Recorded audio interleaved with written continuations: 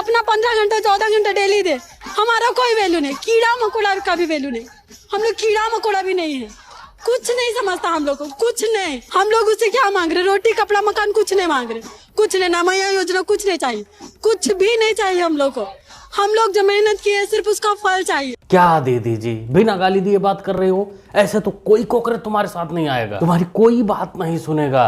थोड़ा गंदगी फैलाओ, गाली गलौज करो, सीएम पीएम को गाली दो, देश को नेपाल जैसा बनाने की धमकी दो, तब जाके तेलचट्टे, पप्पू गैंग और कराची फुट वाले साथ में कुछ यूट्यूबर भी आएंगे जो डॉलर लेके आते हैं। ऐसे साफ सुथरा शांतिपूर्ण प्रदर्शन कैसे चलेगा? कोई नहीं आएगा। हम यूट्यूबर सारी परीक्षाओं के मामले को, आंदोलन को हर राज्य में कवर नहीं कर सकते हैं। इतनी परीक्षाओं में उस वक्त भी धांधली की खबरें आती थीं और आज भी आती हैं कि तब भी और आज भी मुझे कहना पड़ता है कि मैं सभी परीक्षाओं के आंदोलन को कवर नहीं कर सकता, मुझसे संपर्क मत कीजिए। ऐसा कौन कहता है? क्योंकि किया ही नहीं जा सकता। यह समस्या इतनी विकराल है। मोदी सरकार को यह काम तुरंत करना चाहिए, गंभीरता से आज ही करना चाहिए।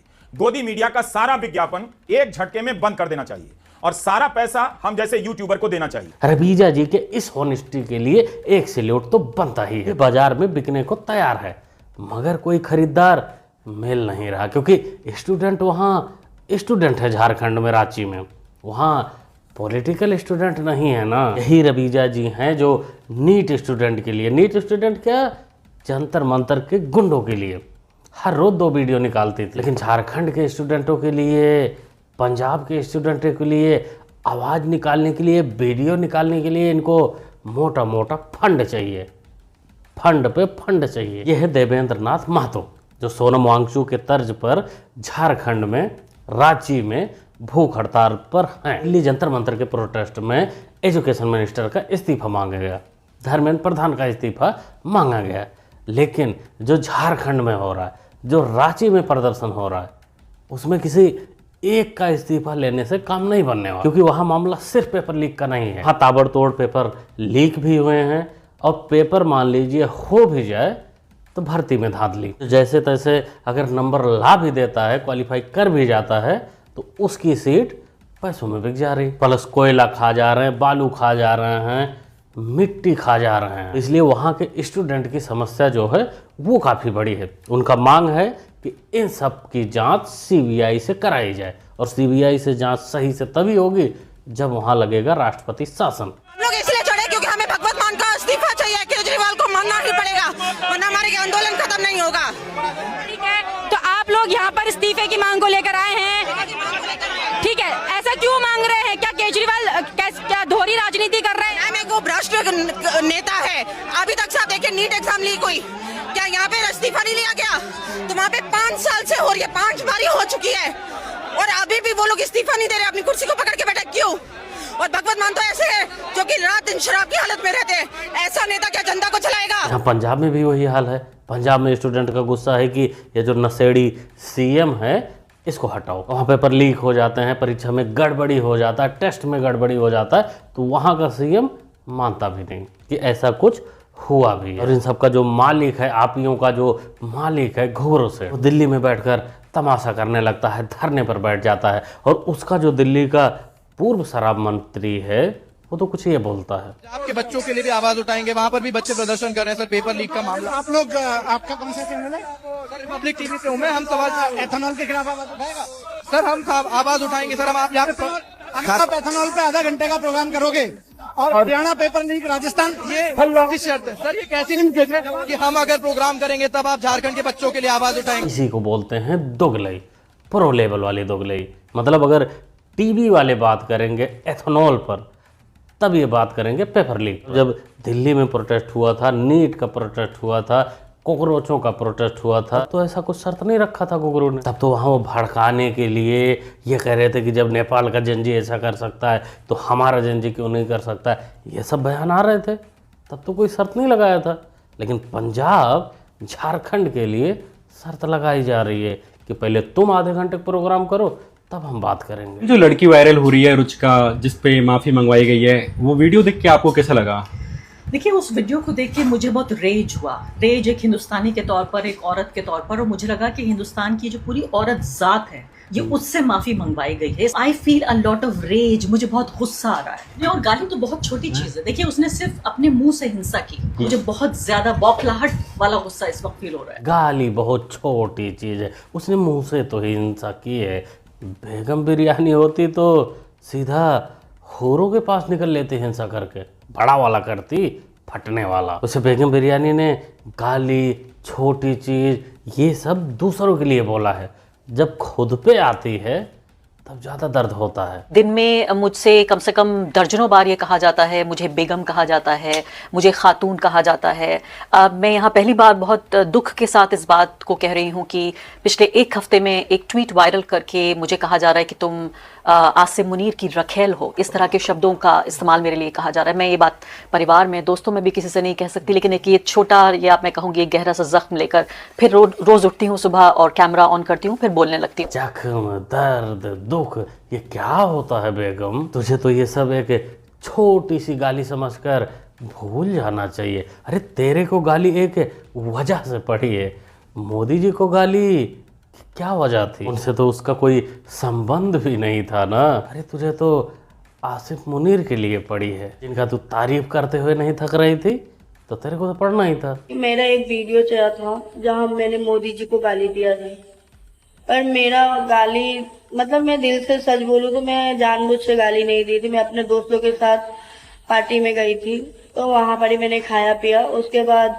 अब मेरे दोस्त लोग मुझे घुमाने लेके चले गए, तो वहाँ सब कोई नारा लगा रहे थे, उसमें मैंने भी एक दो बार नारा लगा दिया, तो मैंने मोदी जी को गाली दिया। मैंने गलती किया, उसके लिए मैं माफी मांग रही हूँ, दिल से माफी मांग रही हूँ आप लोग से कि मुझे माफ कर दीजिए, और ऐसा वीडियो दोबारा कभी नहीं बनाऊंगी। वो तो नहीं बनाओगी मोहतरमा, तुम ही नहीं, जो गाली दी थी वो दोबारा नहीं गाली देंगी, ये तो पक्का है। मगर तुम्हारे दोस्तों को मानना पड़ेगा, खिलाया पिलाया, फिर गले में जो पट्टा था उसको छोड़ दिया, उसको निकाल दिया कि जाओ भौंको खूब, देश के पीएम को गाली दो, देश को गाली दो, हमारी आर्मी को गाली दो, और जब लोले लग जाए बाद में तब ऐसे आकर माफ़ी मांगना। वैसे अब कोई दोस्त नहीं दिख रहा होगा जिसने तुमको ले जाके घुमाया था, खिलाया था, पिलाया था, और पता नहीं जो भी पर्सनल तुम लोगों का रहा होगा, लेकिन अब माफ़ी मांगते हुए कोई नहीं दिखेगा।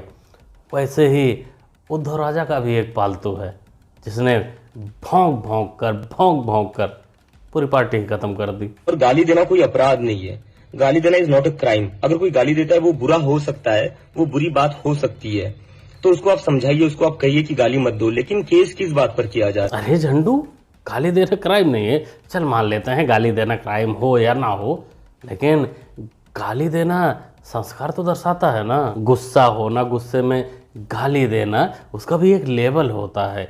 यार दोस्त में गाली देने का एक तरीका होता है।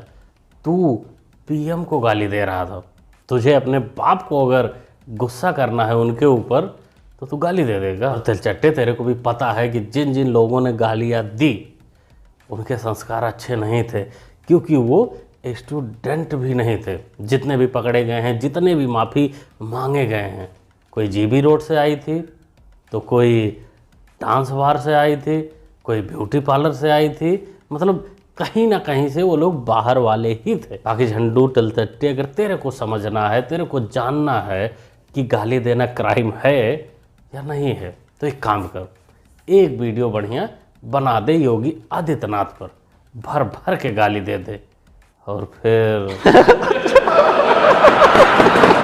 जी बांकीपुर चुनाव में जो करारी हार मिली राजद को, जमानत जब्त हो गया, क्या कहेंगे? देखिए, जनादेश का जो भी मैंडेट जो है उसको हम लोग जो है स्वीकार करते हैं, लेकिन ये जनता का आक्रोश बीजेपी के सरकार पर था, मुख्यमंत्री पर था और उनके गलत नीतियों पर। भटूरे, याददाश्त गायब हो जाती है क्या? पत्रकार ने तुमसे तुम्हारे कैंडिडेट के बारे में पूछा है जिसकी जमानत जब्त हो गई, 14,000 वोट मिलने से। भटूरे, जब अपनी चड्डी में छेद हो तो दूसरों का लंगोटा नहीं नापा करते। तो बांकीपुर उपचुनाव में जन स्वराज पार्टी, यूँ कहें कि उसके जो कर्ता धर्ता है प्रशांत किशोर, उनकी बढ़िया जीत हुई और बीजेपी की बढ़िया वाली हार। अब देखो, वो पॉलिटिकल पार्टी है तो वो कारण कुछ भी दे सकते हैं, कि इस वजह से हारे, उस वजह से हारे, लेकिन कुछ वजह ये वाला है। आज चौधरी गलत असरत हमने बतावे, ककड़ो बनाते तो गलते था, नीतीश कुमार के हटा के ककड़ो बनाते तो गलते था। मुख्यमंत्री नीतीश कुमार का रह देना, काम कोई भी कर रहे थे काम करते, चुनाव लड़ाकर मुख्यमंत्री बनाना चाहिए। हाँ, जनता जिसको चुने वो मुख्यमंत्री रहेगा, लेकिन जनता चुने हमरा और फिर हमरा हटा के बना दे तोड़ा, जनता नहीं बर्दाश्त करेगा। बिल्कुल, अनंत सिंह जी ने बिल्कुल सही कहा।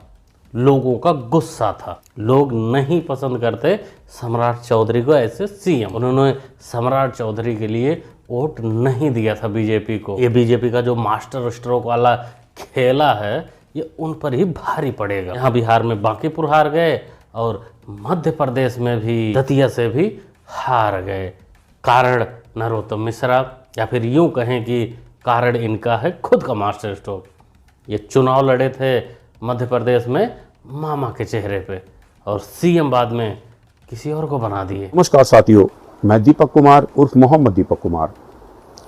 आप लोगों को बहुत अच्छे से पता होगा कि नेपाल के अंदर इस वक्त क्या चल रहा है। नेपाल का माहौल सच में बहुत ज़्यादा खराब हो रखा है। नेपाल का माहौल खराब है? अरे तुम ही लोग तो थे जो भारत को नेपाल जैसा बनाना चाहते थे। अब नहीं बनाओगे क्या? अब नहीं बोलोगे कि जंजियों जो नेपाल में किया हम भी भारत में वही करेंगे? अरे सिर्फ दंगा करना, सरकार को हटाना, अपनी संपत्ति को तोड़ देना, पार्लियामेंट पर कब्जा कर देना ही सीखोगे या फिर अपने धर्म की सुरक्षा भी सीखोगे? मोहम्मद दीपक बेटा, दोस्तों इन लोगों का कोनो भरोसा नहीं होता। इनको जिस तरफ फ़ायदा लगता है वहीं शुरू हो जाते हैं। आज इनको नेपाल से दिक्कत है, भारत में जो होता है उससे दिक्कत नहीं है। नीट स्टूडेंट के नाम पर जिन गुंडों ने पुलिस को पीटा उन पर ये कभी भी बात नहीं करेंगे। स्टूडेंट के साथ जो हुआ उसके लिए तो सबकी सहानुभूति थी ही, लेकिन गुंडों के लिए कभी नहीं बोलेंगे। आज इनको नेपाल बुरा लग रहा है, नेपाल में जो लोग कर रहे हैं वो बुरा लग रहा है। पहले उसी का हवाला देके ये देश जलाना चाहते थे। क्या बोलते हो दोस्तों, क्या कहते हो ऐसे लोगों के बारे में? बाकी नेपाल के बारे में आप लोग अगर खबर जानना चाहते हैं तो कमेंट करिएगा, नेक्स्ट वीडियो में उस पर भी थोड़ा बात कर लिया जाएगा। कि इस वीडियो के बारे में आप लोग क्या सोचते हैं, क्या कहना चाहते हैं, कमेंट बॉक्स खाली कमेंट में लिखिए, बताइए, अपनी राय दीजिए। मुन्ना भाई को भी सपोर्ट कर सकते हो चैनल को सब्सक्राइब करके, जो कि सब्सक्राइब करना होता है बिल्कुल फ्री। मिलते हैं अगली वीडियो में। Thanks for watching.